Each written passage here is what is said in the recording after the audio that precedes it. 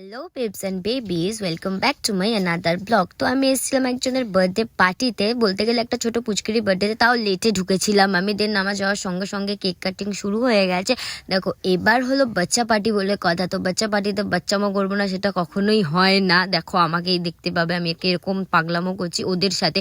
Balloon ফাটানো থেকে শুরু করে ইভেন বেলুনের ভেতরে যা যা ছিল সেগুলো আমি পাগলের মতো নিজের মাথায় মাখছি, উল্টে একটা দিদি ভাইয়ের মাথায়ও দিয়ে দিচ্ছি। ভাবো তাহলে। দেন শুরু করেছি আমরা ডান্স। তো অল্প ডান্স ফান্স করে তারপরে যার বার্থডে আছে তাকে তার বন্ধুরা টেনে হিচড়ে নিয়ে গিয়ে তাকেও নাচাচ্ছে। দেন ওর বন্ধুগুলোও সেভাবেই নাচে।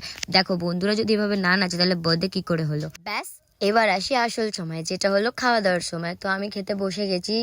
খাওয়ার মধ্যে ছিল বাটার নান, মটন কিমা দিয়ে chana masala, chicken biryani and chicken কষা।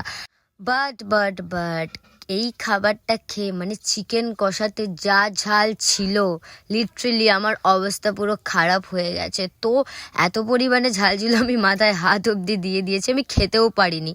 যাই হোক, আজকের ব্লগটা এইটুকুনি। দেখা হবে নেক্সট ব্লগে। Tata, bye bye.